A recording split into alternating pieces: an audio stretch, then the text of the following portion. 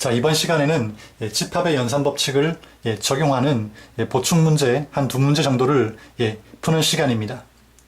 자, 집합의 연산 법칙을 적용해서 이제 문제를 풀어야 될 경우, 자, 사실, 자, 문제를 풀어본 경험이 좀 쌓여야 이런 것들이 쉽게 적용이 됩니다. 처음부터 잘 안 된다고 너무 실망하지 마시고 자꾸 문제를 풀다 보면 아마 여러분만의 감이 생길 거라고 생각을 합니다. 자, 1번 한번 같이 풀어보도록 하겠습니다. 1번. 자, 보면 차집합이 좀 많이 나와 있죠. 그쵸? 차집합이 좀 많이 나와 있습니다. 그러면 일단 차집합이 나오면 일단 여러분들은 자, 이 내용을 생각해야 됩니다. 차집합은 교집합, 여집합으로 바꿀 수 있다는, 자, 이 공식 같은 내용을 여러분들 일단 떠올려야 됩니다. 그래서 문제에 차집합이 주어지면 교여로 일단 바꾸는 것이 좋습니다. 왜냐하면 우리가 적용해야 할 연산 법칙들은 대부분 합집합, 교집합, 여집합으로 이루어져 있단 말이죠. 그렇죠? 차집합이 존재하게 되면 더 이상 어떻게 간단하게 할 수 있는 방법이 없습니다. 그래서 일단은 차집합이 보이면 이렇게 교집합, 여집합으로 바꿔주는 것이 일단 요령이 되겠습니다. 그러면 좌변을 한번 보겠습니다. 이 좌변과 우변이 같음을 보여라 했으니까 좌변을 이용해서 우변의 식이 나오는지 집합의 연산 법칙을 이용해서 한번 보도록 하죠. 자, 그러면 Q 차집합 R은 어떻게 바꿀 수 있습니까? 일단 Q, 교, R, 여 이렇게 바꿀 수 있겠죠. 근데 가만 보니까 아직도 차집합 남아 있습니다. 그쵸? 자, 얘를 하나의 집합, 얘를 또 하나의 집합으로 본다면 이것 역시 어떻습니까? 교, 뒤에 있는 집합의 여집합, 이렇게 바꿀 수가 있겠죠. 그쵸? 자, 그 다음, 자, 이제 뭘 적용할 수 있겠습니까? 우리가 배운 집합, 연산 법칙 중에서. 자, 이게 떠올라야 되겠죠.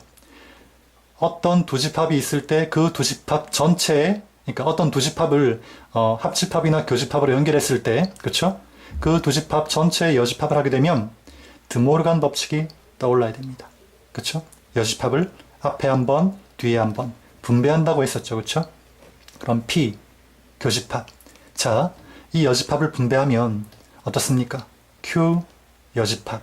교집합은 합집합으로 바뀌게 되고 R 여집합의 여집합이니까 R이 돼야 되겠죠. 이렇게 됩니다. 자, 그 다음 또 떠올라야 할 연산 법칙은 다음과 같습니다. 집합이 몇 개 있습니까? 3개 있죠. 그리고 이 3개의 집합이 서로 다른 연산으로 이렇게 연결되어 있습니다. 이럴 경우, 자, 떠올라야 하는 법칙은 분배 법칙이 되겠죠. 그렇죠? 그러면 P 교집합, Q 여집합. 자, 분배 법칙을 적용할 때는 연산자까지 분배한다고 했습니다. 연산까지. 그 다음 가운데 연결 합집합. 그 다음 P 교집합 R. 되겠습니까? 자, 그러면 우변과 같은 집합이 되느냐라고 했으니까 이 형태를 만들어야 됩니다. 근데 합집합 P 교집합 R. 뒤에 있는 부분은 이미 일치하죠. 이 앞에 부분만 같은 집 봐주면 되는데 교여는 아까도 봤듯이 교여는 또 반대로 차집합으로 바꿀 수도 있습니다. 따라서 P 차집합 Q 이렇게 바꿀 수 있겠죠. 이렇게 바꾸고 나면 어떻습니까? 우변의 집합과 정확히 일치한다는 걸 알 수 있습니다. 그렇죠? 증명이 끝났네. 자, 이렇게 우리가 집합의 연산 법칙을 이용해서 어떤 집합을 다른 집합으로 바꿀 때, 자, 어떤 연산 법칙을 적용해야 될지 여러분들 잘 생각하면서 바꾸시면 크게 어렵진 않을 겁니다. 다음, 자, 이제 1번 문제 풀어봤으니까 다음 2번 문제로 계속해서 넘어가도록 하겠습니다. 자, 다시 한번 말하지만 처음에는 아마 그렇게 쉽게 이런 집합의 연산 법칙이 적용이 안 될 수도 있습니다. 많은 문제를 풀어본 경험이 쌓여야 이게 좀 쉽게 되니까 너무 기죽지 말고 자, 계속 한번 해 보도록 합시다. 다음 2번. 자, 역시 좌변의 집합을 우변 형태로 바꾸어 보도록 하겠습니다. 집합의 연산 법칙을 당연히 이용해야 되겠죠. 자, 일단 차집합은 자, 교여로 바꿔 주어야 한다고 했습니다. 그쵸? 교, 여. 되겠습니까? 다음. 어떤 두 개의 집합이 합집합 또는 교집합으로 연결되어 있고 그 집합에 여집합이 붙어 있으면 드모르간 법칙을 생각해야 한다고 했습니다. 따라서 P 합집합, R 교집합, 그 다음 Q 여집합, 합집합은 교로 바꿔야 되겠죠? R 여집합입니다. 그럼 자, 지금부터가 이제 중요한데, 자, 지금 잘 보면 4개의 집합이지만 자, 소괄호로 묶여있는 이 집합을 한 덩어리로 봅시다. 그리고 Q 여집합도 하나의 집합으로 보고 R 여집합도 하나의 집합으로 봅시다. 그러면 자, 결국 3개의 집합이 어떻습니까? 같은 연산으로 이루어져 있다는 거 보입니까? 그렇죠? 자, 이때 적용할 수 있는 법칙이 뭡니까? 뭐 교환 법칙도 있을 수 있겠고, 맞습니까? 그 다음에 결합 법칙도 있을 수 있겠죠. 먼저 교환 법칙을 한번 적용해 보겠습니다. P 합집합 R에 자, 교집합 일단 이까지는 그대로 하고요. 이 두 집합 자리 바꿔도 관계없겠죠. R 여집합, 교집합, Q 여집합입니다. 됐습니까?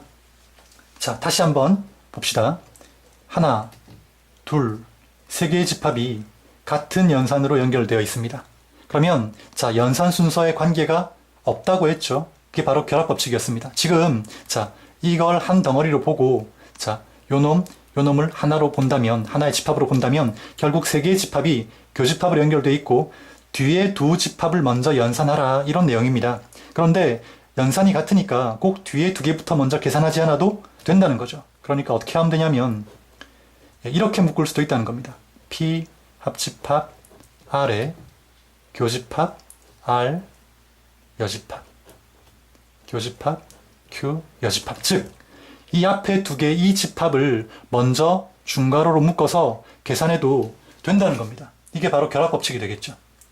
이해됩니까? 자, 그 다음 이제 어떻습니까? 이제 여기까지 왔으면 자, 봅시다. 하나, 둘, 3개의 집합으로 이루어져 있고 연산이 다르죠. 그럼 당연히 뭘 생각해야 됩니까? 분배 법칙 생각해야 됩니다. 그렇죠? 자, 앞에 한 번, 뒤에 한 번. 이거 되겠습니까? 그렇죠? 자, 잘 이해가 안 되는 학생은 저 뒤에서도 분배가 됩니까? 잘 이해가 안 되는 학생은 자, 교환 법칙 생각해 보면 되겠죠. 이 집합을 한 덩어리로 보고 이 집합을 또 하나의 집합으로 본다면 교집합이니까 2개 자리 바꿔도 어떻습니까? 관계 없겠죠? P 합집합 R 이렇게 봐도 관계 없을 겁니다. 이 녀석은. 그렇죠? 그러면 자, 이 뒤에서 분배하는 게 잘 안 된다면 이렇게 바꿔서 분배해도 괜찮겠습니다. 결과는 같습니다. 여러분들이 한번 확인해 보시기 바랍니다. 그러면 R 여집합, 교집합, P가 되겠죠. 그렇죠? 그 다음에 어떻게 되겠습니까? R 여집합, 교집합, P 이까지 묶어서 분배해야 됩니다. 그렇죠? 그 다음 가운데 연결은 합집합 될 거고, 그 다음에 R 여집합, 교집합, R이 되겠죠. 그 다음 자, 이게 대괄호 안에 있는 집합을 정리한 내용이고 뒤에 교집합, Q 여집합이 있네. 자, 여기까지 됐습니까? 그쵸? 그 다음에 여기서 이제 이렇게 보면 간단히 할 수 있는 부분이 생깁니다. 자, 왜 이렇게 그냥 뒤에 있는 것부터 먼저 계산하지 않고 굳이 결합 법칙을 이용해서 앞에를 묶었느냐? 바로 이 R과 R 여집합 때문입니다. 그러니까 R과 R 여집합은 합하면 전체 집합이고 교집합을 하게 되면 파이가 되겠죠. 공집합이 됩니다. 간단히 할 수 있는 그런 그러니까 전체 집합이나 공집합으로 간단히 할 수 있는 부분이 생긴다는 거죠. 그래서 뒤에 있는 2개를 계산할 수도 없죠. 사실은 이 2개는 더 이상 간단히 할 수 없습니다. 그렇죠? 2개를 계산하는 대신에 결합 법칙을 이용해서 이렇게 앞에 2개를 먼저 계산해 준 겁니다. 그러면 이 녀석은 뭡니까? R 여집합, 교집합 R이니까 당연히 파이겠죠? 공집합이랑 이 부분을 합하면 당연히 R 여집합, 교집합, P가 나올 겁니다. 됐습니까? 그 다음에 교집합, Q 여집합입니다. 됐죠? 자, 이제 또 한번 봅시다. 다 같은 연산으로 이루어져 있죠? 그 다음 결합 법칙과 교환 법칙이 다 성립합니다. 그러니까 R 여집합, P, Q 교집합은 우리 마음대로 순서를 바꿔서 계산할 수 있다는 겁니다. 다 같은 연산이기 때문에. 그쵸? 먼저 이 두 개를 바꿔보겠습니다. P 교집합, R 여집합, 교집합, Q 여집합 되겠습니까? 교환 법칙 적용했습니다. 자, 지금 이 형태로 만들기 위해서 집합을 PQR 형태로 바꿀 겁니다. 그 다음에 일단 P는 제일 앞에 왔죠? 그 다음 R 여집합이 Q 여집합 뒤에 왔으면 좋겠죠? 이 형태를 만들려면, 그쵸? 일단은 R 여집합을 Q 여집합 뒤로 보내려면, 자, 연산 같으니까 이제 뭐 적용할까요? 결합 법칙 적용할 수 있겠죠? 그러니까 이렇게 괄호를 묶어서 계산해도 관계없다는 겁니다. 연산이 같으니까. 그쵸? 뒤에 거 두 개를 괄호 묶어도 관계없다는 겁니다. 그 다음 이 소괄호안에 묶인 집합은 다시 어떻습니까? 교환 법칙 적용할 수 있겠죠? P 교집합, Q 여집합, 교집합, R 여집합입니다. 그 다음 자, 이거 보면 떠오르는 법칙이 있어야 되죠? 여집합이 분배됐네. 그러면 이건 드모르간 법칙이 떠올라야 되겠습니다. 그쵸? P 교집합 어떻게 될까? 여집합을 자, 인수분해하듯이 묶어낸다고 보면 교집합은 합집합으로 바뀌어야 되죠. 그쵸? 자, 이까지 왔습니다. 그럼 다 왔네, 이제. 어떻습니까? 교여가 있네. 교여는 뭐로 바꿀 수 있다? 그렇죠. 차집합으로 바꿀 수 있다.